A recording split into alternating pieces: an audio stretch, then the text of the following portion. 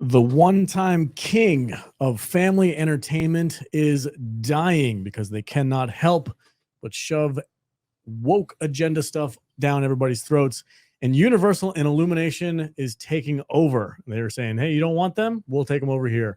They're making better movies, better animation, better family-friendly content than Disney, which is a wild thing to say considering the history of Disney as the family entertainment source. Nerd!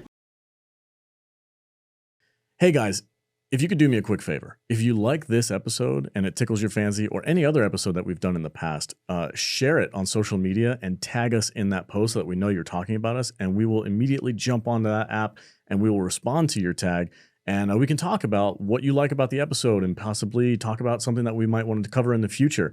And we would love to bring you in our community. We have a wonderful Discord app as well. There's a bunch of people in there that just love chatting with us. And we'd love to hear from you. So if you like this podcast, tag us in that post and we'll get back to you as soon as we can. Thank you guys so much. Back to the podcast.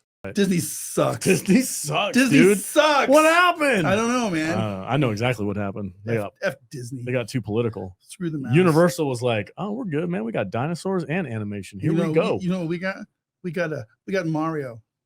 It's a me. It's a Mario. It's a me, Mario. Yeah, we will be discussing Mario and probably Tetris on Apple TV. And other movies like that. So if you haven't seen it yet, I highly suggest go watching both of those.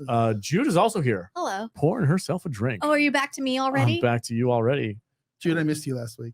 Oh, thank you. Yeah, I we did missed miss you guys too. I was way too toxic last week. Jude's my bro. Oh, are you making a freaking whiskey and Coke right now? Yeah, do you want one? Let me finish this. That gross stuff. Oh my This God. is good. I don't know what you're talking about. And of course, the brains behind the operation, the producer of the show, Matthew Kadish. Welcome, sir. Good to be here. Great. Good to be here. Hey, anyway, guys, we will be discussing Mario Brothers. We'll be talking about Illumination, Universal taking over for Disney, and why Disney just can't stop with the freaking messaging already. Mario, that's the number one thing. So Mario. as a parent, I want to preface this. I kind of did this in my opening a little bit, but as a parent, I have to be very conscious about what my kids watch because there's a lot of weird stuff out there. And usually you'd think, like, growing up as a young kid, like Disney animated movies were the place to go for family-friendly content. That has changed as of late. And I no longer can just flip on Disney Plus and be like, oh, just watch whatever's here. I'm sure it's fine. No, can't do that anymore because they're inundated and infested with these weird messages that I don't feel comfortable my kids watching. But who is taking over that market right now, in my opinion, is Universal and Illumination with like the Pets movies, the Minions movies, Despicable Me, and now with Super Mario Brothers that we just watched on Sunday. These are all purely entertainment. There's nothing in them that I would feel uncomfortable with my kids around. I'm like, they're taking up the market that Disney's leaving behind. I'm gonna blow your mind right now. Go for it. You ready? You Yeah. know I hate animated movies. I do, yeah. I love the Pets movies. Of course you do. I love anything with a pet in it. I don't care if it's a cartoon or if it's a real one. And Kate, what was the Super Pets movie with like the Batman and That Superman? one was really good too. Yeah, the DC League of Super Pets. Yeah, excellent movie. What studio made those? Was that was Warner Brothers. Was it Warner Brothers? Yeah. They're making good movies over there too. Apparently, some of them. So proud of myself. They made that one. They made that one. They're making good movies over there. That one. Anyway, that was the subject of today's live stream. Is just how gone Disney is right now, and we wanted to talk about Mario. We just got done. We were doing a recording thing about video games and video game adaptations, and so we kind of talked about Mario a little bit during that. But there's two video game movies that we watched this week. One was Tetris on Apple Plus or Apple TV Plus, and the other one is, of course, the Super Mario Brothers movie. And I have to say, I had an absolute blast at Mario. I had so much fun watching that movie. It was extremely nostalgic. The animation was superb, and I have to say the voice acting was even great too. Like, I know there was some haze going on about Chris Pratt's Mario voice, but what I liked about it was fine. What I liked about it though is they did like the very, very accurate Super Mario voice for the commercial. Yeah. And then they got the original voice actor for Mario to say, "You did a great job, whoopee!" And he did the little thing in front of the arcade game or whatever. I was like, it was like a little nod of approval from the original saying, "You're doing a good job." The arcade game was called Jumpman, but it was basically Donkey Kong. Jumpman, yeah. Isn't Jumpman like the original name for Mario though? Yeah. So like before Mario got his own game, he was in Donkey Kong. They just referred to him as Jumpman. Yeah. And I just shout out to Chuck. Thank you so much. Jumpman. I was going to bring this up, but I appreciate that you commented it. According to the numbers, almost, I'm going to just say 4 million? 400 million? Yeah. 400 million worldwide box office. This movie's going to make a billion. That's wild. That's crazy. That is wild. And in good this for them. They deserve it. current time Do we know what the that we budget live in. was? I'm going to say probably maybe 150 million? I have 200 no million? idea. I I don't got know. no clue. I'll have to Google it. I think that's a bit high. Is it Yeah. high? Let me find out. Mario Bros. I'll Google I'm sure it. But somebody in the chat will let us know. why do you think this movie is so successful, V? This movie is so successful because I mean, just speaking for myself, I don't think I know anybody who 100 million. who in the last 40 years has not touched something with the Mario world or brand attached to it. at Mhm. some I've touched point. a Mario before. You know, Kids touch Mario. this thing is one of those rare properties that is multi-generational, Mhm. and they're releasing a product that is not preachy. It doesn't have an agenda attached to it. It's not made by Disney, and it's just a fun adventure movie with something that we all love, Mhm. and that is Mario, Luigi, Princess Peach, Bowser, Donkey Kong, the Koopas, the little goat. Oh. Everything in this movie we all have There's relationships with in some weird way. Yeah, there's a You moment. know? There's a moment in this movie where Luigi's by himself and he's being followed by one of the skeleton turtle guys, and he smashes Yeah, it, it's like, and it goes, "Keep it running, crumbles, keep running, and all of us, all the we're all like, it's not dead, It's not dead. keep And running." sure enough, he looks over at it and it starts like coming back together, and it stands up, and he's like, ah, and he runs away, and I'm like, run. Yeah, there was such a great moment because everybody's experienced that. When like you're in the dungeons and you knock down the little skeleton and you walk away, and then it comes back at you, and you're like, what the Yeah. heck? It gave Like, all it's these little critters everything. a little bit more personality for me. Mhm. It makes me want to go buy one of those. There's a new Nintendo Switches. set. Switch. I absolutely want to Switch. Oh, But Rhett what- has but- one. Come over and play it with him. But what I want is I I might. want one of those Nintendo. I never want to play it. I want one of those Nintendo bricks that has all the old classic Nintendo. And Oh yeah, those are only like $50.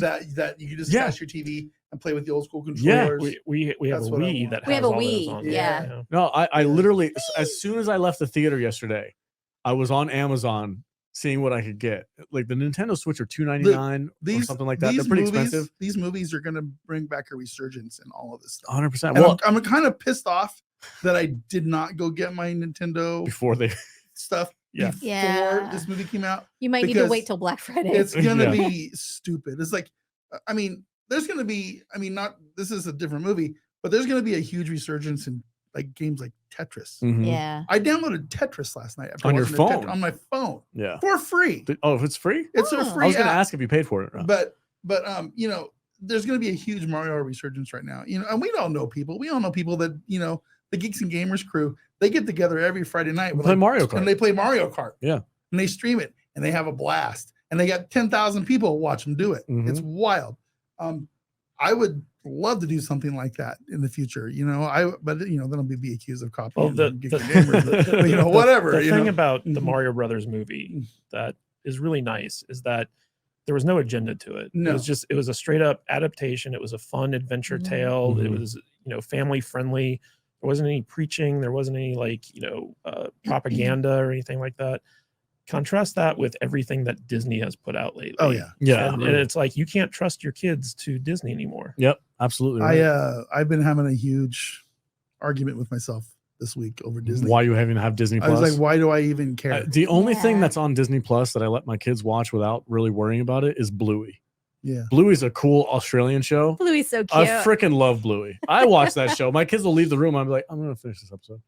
But it's a good show, but it's not produced by Disney. It's just, I think they're just distributing it on the streaming service. I think it's produced in Australia. And honestly, most of what is adorable about this show is how they pronounce words. Right? It's just Bluey. No. No. It's the Australian. Yeah. I think Yeah. I think the thing that I love most, aside just from the Mario movie, is its success is going to open up, and it's going to give them the ability to open up the Nintendo universe of Well, movies. I think Kadish mentioned that they're Yeah, already planning it, 'Cause right? we're gonna get probably a Zelda movie, Oh, which would be God. rad. I would lose my mind, dude. What's the Sky Fox or whatever? Oh, Star Fox. Star Fox. Fucking love Star Fox. That would be super cool. Would be awesome. And none of these movies are gonna be highbrow adult entertainment. These are gonna be movies, and rightfully so, that we should be able to take our 10-year-old kids to the movies to go 100%. see. It's Yeah. it's like I went to this movie yesterday with my wife. We're both in our 50s. I think we were the well, no, I don't think that's true. I was going to say we were the only ones in the theater without kids because there was a lot of kids, but there was other people in there that didn't have kids. But it was also one of those movies for the first time in many, many moons that I was able to sit in the theater. Every seat was full. Every seat was full, down to the shitty one up, and we got to look up the screen like this. The screens that nobody wants to sit in except you. You put your 6-year-old there because it's neat. Every seat was full That's on a called Monday. surround. On a Monday afternoon. So Your wife is in the chat talking about she Bluey. is. Oh yeah, Bluey's awesome. We watch Bluey all the time. It's like Yeah. the go-to thing that we watch for the kids and stuff because it's good stuff. But Disney. I know it's weird. It's a BBC show though. I guess I don't know. That's the only caveat for that. But I just think it's really interesting how Disney seems so tone deaf. Like if your target demographic should be the average family worldwide, and most of the average families, they're not into this freaking messaging stuff, dude. They don't want to deal with that with their kids. They don't want to have to worry about their kids asking them weird questions after they get done watching a cartoon. These are adult issues being fed into like force fed to children. Yeah. And that's not the fucking place for it. And Disney's so tone deaf about it. Yeah. And they just want to put it everywhere. And they even had that one lady that, I mean, this is old news now, but that one lady who was part of the Disney group or whatever, she's like, I'm going to put it in everything I can. She's going to try and get away with it everywhere she can. And meanwhile, families, we're going to normalize weirdness. Yeah. Families are migrating to other things. And I'm like, at this point in time, you'd think they'd realize that. Like, this is a business, very, very successful business. Nobody's going to say Disney's not successful. Yeah. But they're not getting the message yet. All you have to do. The message is that I'm a fucked up adult. Yeah. And I'm gonna put that on everyone who comes in contact with me. Here's all you have to do. You have to put the numbers for Lightyear up against Mario Brothers. Mario Brothers. How much did Lightyear make? It wasn't much. So, it was bad. Yeah. I forgot that even happened. That's all you got to do, and that'll send the message. That should send the message to Disney. It's like, hey, maybe we need to back the hell off. Change direction here, or maybe instead of changing content that people are already familiar with, come up with new shit that you want to put your agendas into and your messaging into. Come up with new shit so that you don't have a whole fucking 100 million people being like, what did you do to this? Well, they did that with Strange World, their latest release. Oh, it got nothing. Star Wars is doing that with does that tell you? Yeah. So Lightyear's box office, sorry to interrupt you, V. Lightyear's box office is 200 million worldwide. Oh, that came out last year? I don't remember what year. Oh, 2022. Yeah, last year. It was 2 hours long. That's not a kid's movie. Get the heck out of here. But get out of here nonsense. with that. Mario's already beat that. Already. In the opening weekend, it beat that. Alex, you kind of mentioned that Universal has kind of positioned themselves to kind of overtake the family market with their Illumination division. Yeah. And basically put Disney to shame. What do you think's their next play? I think it's the Nintendo universe, 100%. Well, you just named 2 movies that are going to make $1 billion. Yeah. Zelda, dude. If they adapt a Zelda movie, like any of the games, pick one. They all have their own separate story. Why haven't we not had a Link movie already? Oh my god, people would lose their mind. You got a strong female princess. I've played Zelda for hours, hundreds of hours in a Zelda game, and the story's already there. The world is already there. The lore, yeah, the characters, everything's there. It's ripe for the picking. And they've I think the newest one that's on Switch is like Zelda Dreamcast. Where's the Final Fantasy Windwalker movie? Is there a Final Fantasy movie? Yes, there is a Final Fantasy movie. It came out in the early 2000s. It was that crappy CGI one though.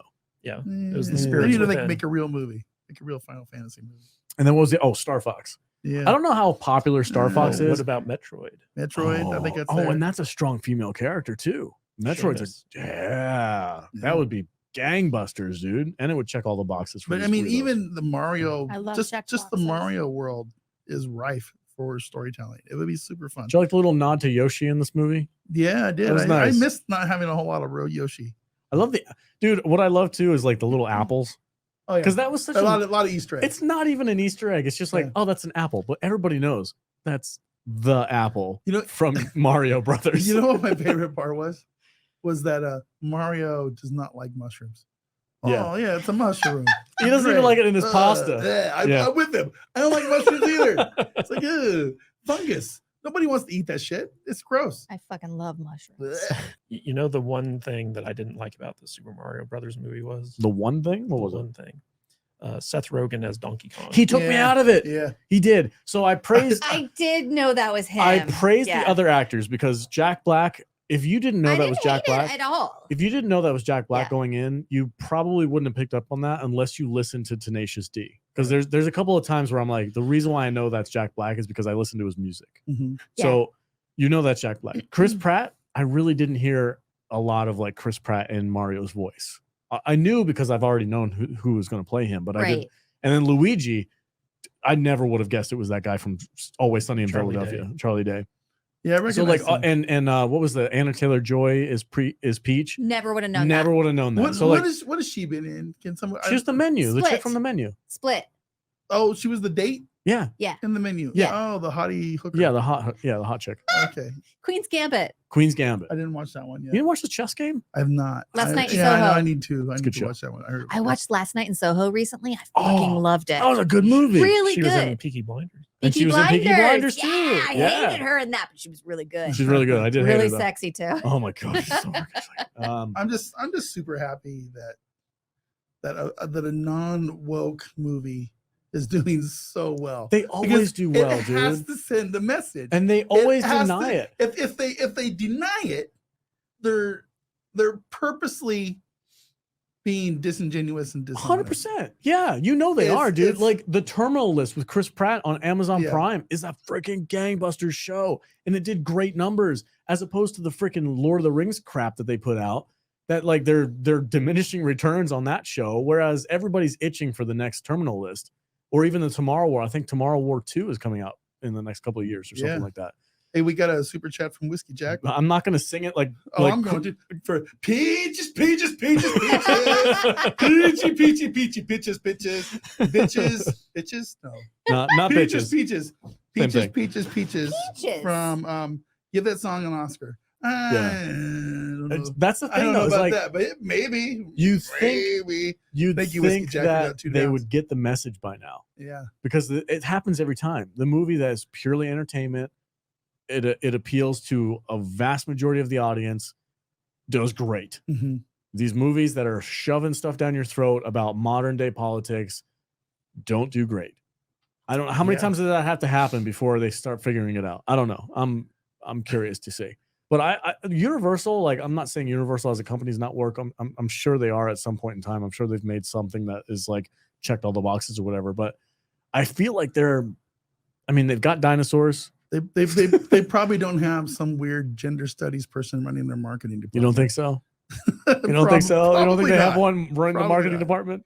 Like, I know what'll get us more sales, guys. Chicks with dicks. It's terrible. Oh, it's so bad. It's so dumb. Yeah. Why would you do that?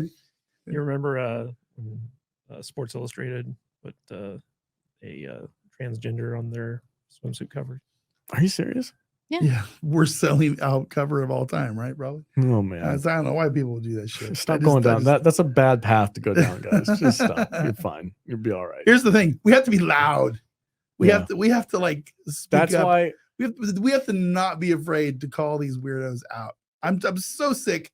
You know, every once in a while I'll tweet something, and some fucking weirdo will just like, oh, really? Is that how you really feel, you phobe? Yes. It's like, yes. Yes, that is how I feel. But do you guys really think that Disney is in any danger of being like dethroned as like, the king of entertainment? They keep it up. They keep it up. Disney? Yeah. No, I think they're already there. I think they're on the backslide.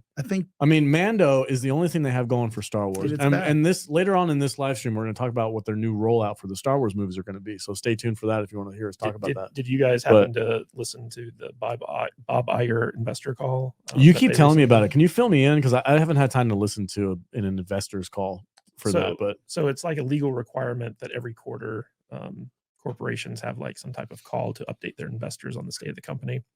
And during this time, shareholders can call in and ask questions of the CEO and stuff like that.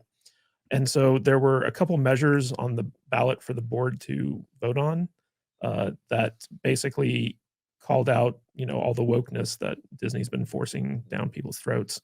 And then when the callers came on, they just kept calling Bob Iger out on all the bad political decisions. It was basically like the shareholders were like, can you just make family-friendly entertainment instead of injecting politics into this stuff? And Bob Iger's response was basically like, well, Disney's a company for everyone, so we're not going to change what we're doing. Well, he's going to keep failing then. But the big thing about it was like for the first time on like an investor call, like people were actually like calling them out on their bad, political decisions.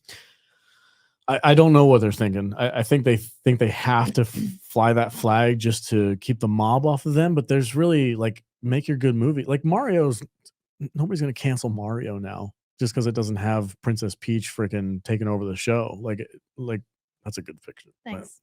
Send that to me. I'm going to post that. Like Mario's not going to be canceled because Peach wasn't the main character. Nobody's going to say that. It's a Mario Brothers movie. It was about the Mario Brothers. It highlighted all of the characters. But John Leguizamo wanted to cancel it because there was no This is the same thing that happened with like when they rebooted Charmed and all the Charmed girls were like from the original were like, if I'm not in it, it's gonna suck. And then there was a backlash against them because they were like, oh, you're just salty grapes because they're rebooting Leguizamo's it. argument was like, there's no Latin representation in the movie. There's nobody Latin in the movie. They're Italian. And mushroom monsters and lizards. Like his whole Would you argument like us to give a Koopa? There's no lizard representation. If he wanted to actually set himself up to be a positive, like maybe even like come out on top on this, he should be like, hey man, I'm glad they're making another Mario Brothers movie. I would love to be involved in the next one. But that's all you can say. These actors, they make it really difficult for me because I see John Leguizamo in a minor role like he had in the Wick movies.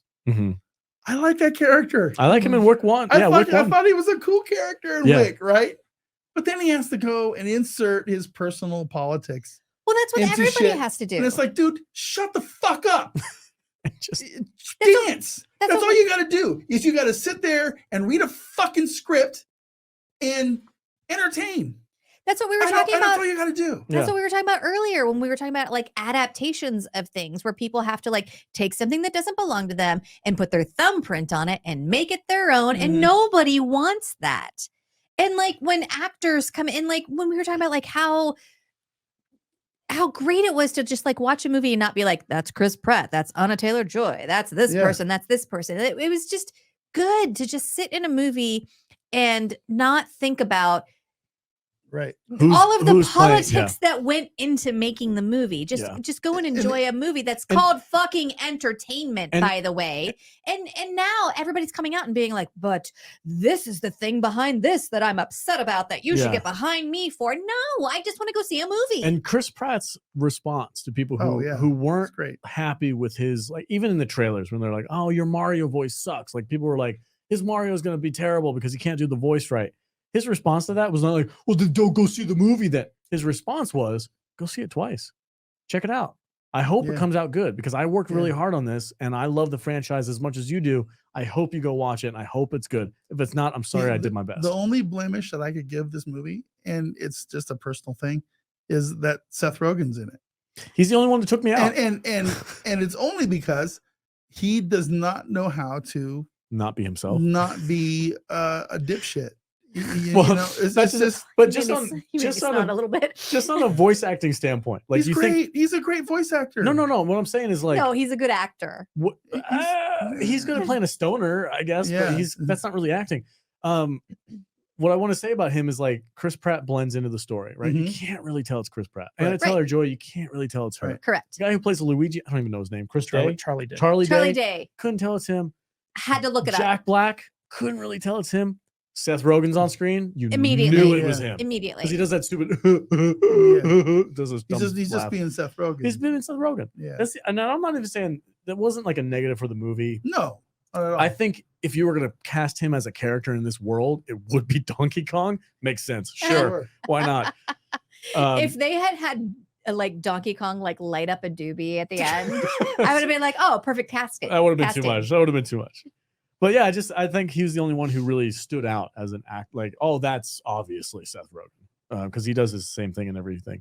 So true. The actors need to shut up and act. You know, there's always an interview that I remember with one of our favorite actors is Kurt Russell, when he was on The View or some freaking movie. I don't know what TV show he was on. He was doing an interview, and they were asking him about his personal politics on gun rights or something or whatever. I don't remember what it was. But he was like, you know, as an actor, I really feel like it's not my place to tell anybody how to feel. I'm just here to act. I'm here to read lines. I'm here to entertain people. Great response. My personal politics need to stay my personal politics.